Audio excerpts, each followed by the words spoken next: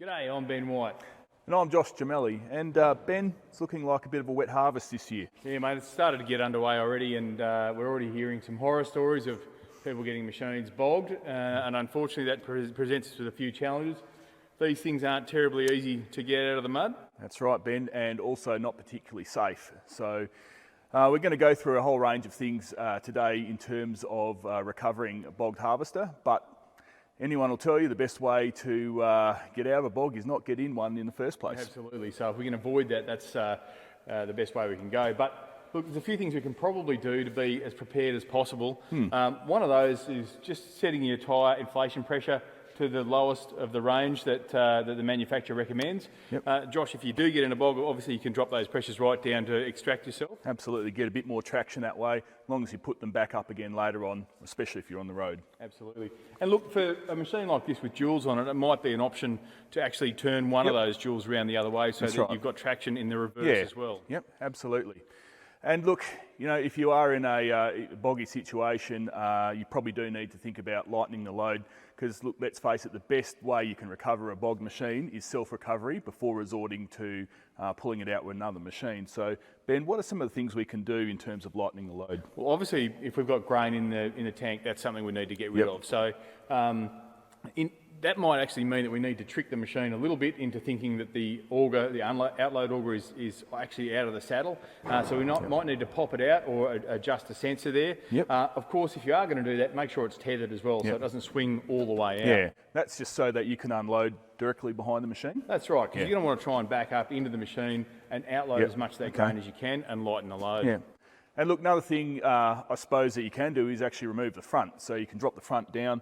You know, you're losing a couple of tonnes there, but it's also the leverage effect that has over the front axle. So you take the front off, back the machine out, recover the front later on. You know, if we then start thinking about, where recovery points are on machines, this thing's actually a pretty useful resource, and everyone should be just reading the user manual, obviously, before harvest. If you haven't done so already, there's a wealth of information on machine setup in there, and also recovery if you're in a bog. Yeah, and I suppose a bit of advice is, before you actually get stuck in the harvest, crawl under the machine in the shed, have a look at your recovery points, if there are any, work out what you're going to do if the time comes, because let's face it, it's not much fun crawling down there in the mud trying to work out how you're going to strap the machine up.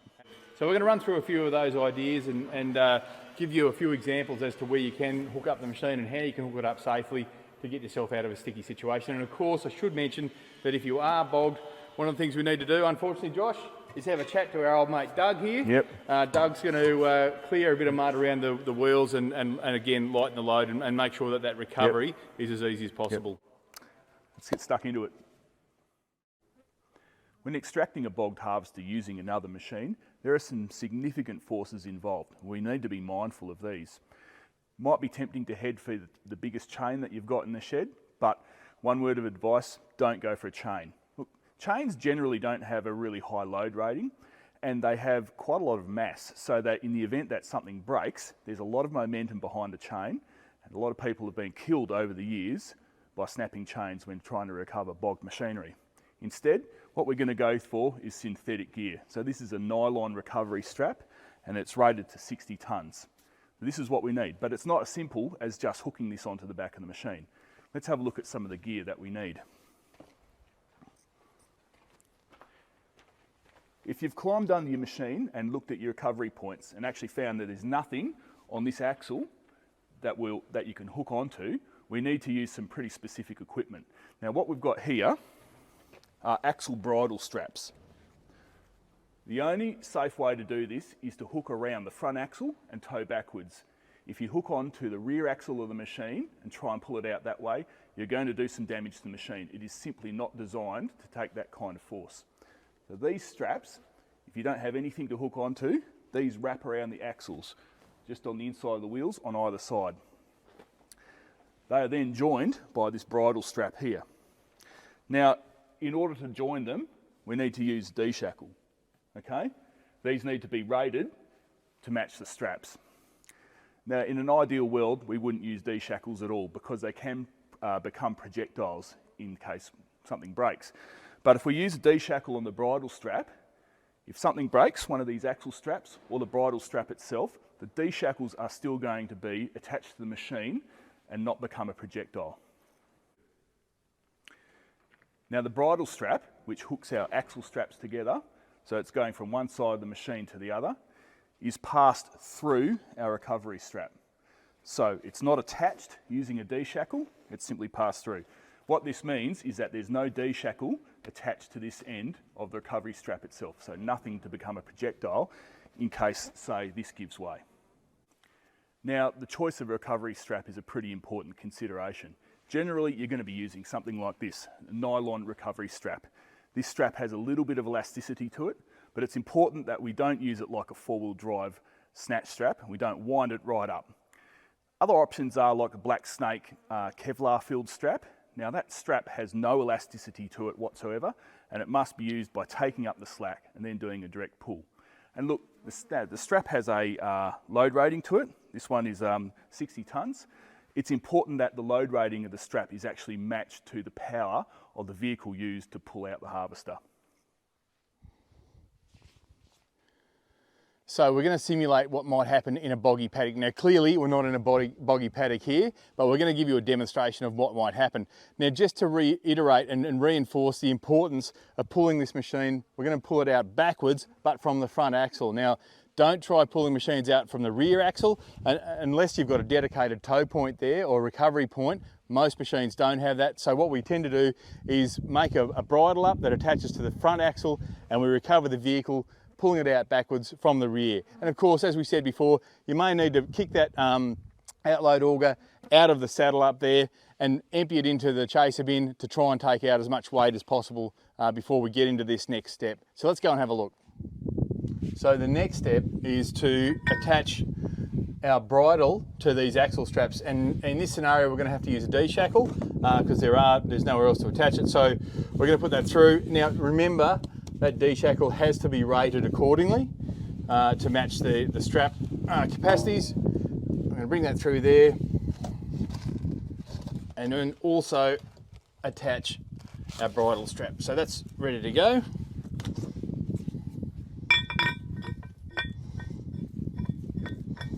And then once we've got that in place, we'll do the same on the other side. But first we've got to just thread this bridle through the recovery strap.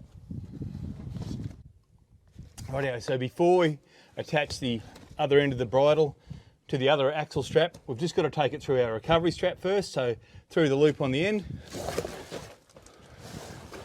Take that through, get it in position, and now we're going to attach the other axle strap. All right, so we've now attached our other axle strap onto this other side of the front axle. All we need to do now is attach our bridle strap to that. We've threaded it through the recovery strap, so once we do this, we're ready to go. And of course, remember, those pins don't need to be tight, they just need to be firmly in place. Also check drive shaft clearance when that strap's in its working position. Okay, there is one other attachment we need to make, and that's the tether straps on the recovery strap. So the tether strap is there to absorb the recoil should the recovery strap snap and just dissipate some of the energy out of it. So that's just got to be attached somewhere reasonably firmly, just so that it is in place, and always make sure that when that recovery strap is in its working position and under its working load, that there's still plenty of slack in that tether strap. Look, if your recovery strap doesn't have those extra tether points, then one thing you might consider is just maybe putting an old car tyre over the strap, just to catch the strap if it does snap, catch the recoil of the strap. Another option might be some sandbags placed over the top of the strap, just something that can catch the strap if it does break. Okay, so get all the twists out of the strap, and then the next thing to do is hook it to the drawbar.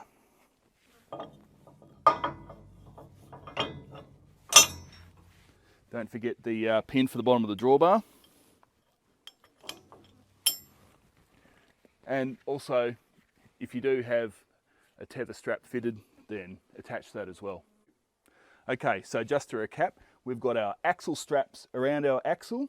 They're attached to the bridle strap with the big D shackle.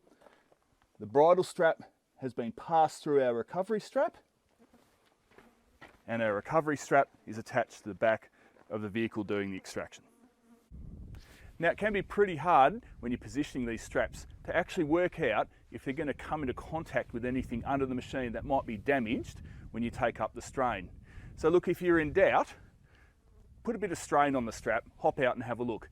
You know, especially at the rear of the machine, if you've got a chopper that might need to be raised up out of the way, if you've got a weed seed destruction unit, they hang down pretty low and they can actually also come into contact with the strap. So just a few things that need to be checked before you do put the power on. Now, if you're attempting to recover a harvester that's got a weed seed mill attached to the back of it, remember that they hang quite low and they are prone to damage.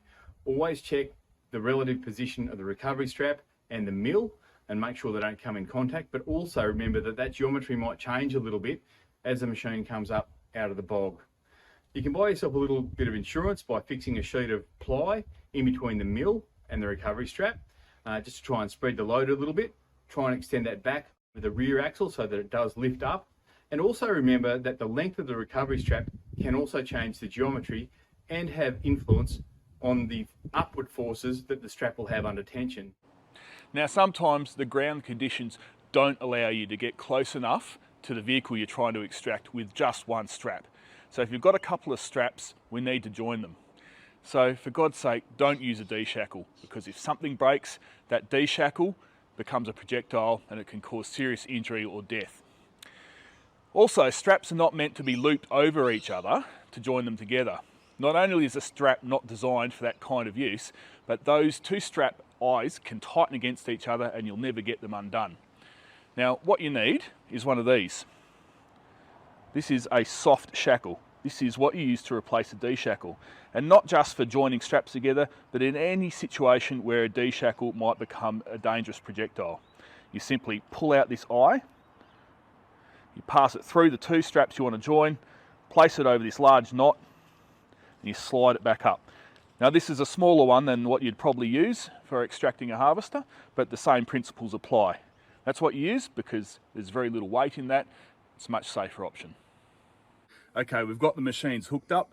Now, the next thing to do before we start pulling the machine out, get all your bystanders, all your observers, even your dog, keep them out the way, well out of the way, because look, if anything does give way, it can potentially be a dangerous situation. Okay, the simplest way to pull this out is with the machine in neutral and the park brake off. Of course, sometimes we need a little bit of extra assistance, so we're going to need a driver in the seat operating the machine in reverse. So look, make sure you communicate well, use your radio to make sure that you coordinate your operation with the person in the towing vehicle. This is not like snatching a vehicle off the beach like you might have done with a four-wheel drive. What we're going to do is do it in stages, do it nice and steadily. We're going to stay in communication with the person in the cab. We're going to make sure that we step up the power as we need it. We're not just going to have a rush of blood to the head. We're going to go nice and steady. About 2 to 5 k's an hour is sort of where we need to be at. That's right, that's right. You know, depending on your strap manufacturer, they're always going to have a recommendation for you.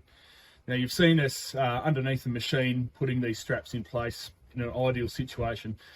In a boggy situation, Ben, you're probably hardly even going to have access to the underneath of the machine. There's just not going to be any room. That's the reality. It's going to be boggy. It's going to be muddy. You're going to be stuck in under the mud. And one option might be to actually pre-fit some straps. So, you know, whether the straps are there, if you're in conditions like canola, for example, you might want to use cable instead of the straps. Yeah, because you know that could actually damage a strap that's been left in place.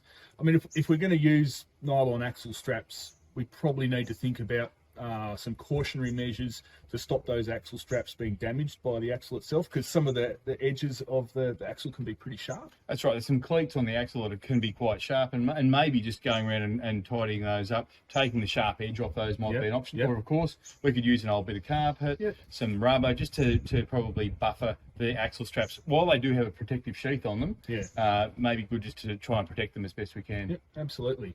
So Ben, it's been a long day, but that kind of covers most of it. Look, remember, every situation is going to be different. So what we've shown you today is best practice, but machines are different and situations are different. So I think the important thing is always remember the forces you're dealing with are considerable and the chance of injury is quite great. So just use your brain and don't take any risks. So take it easy, guys, during harvest. Use what we've given you today as tools to be as safe as possible and have a safe harvest.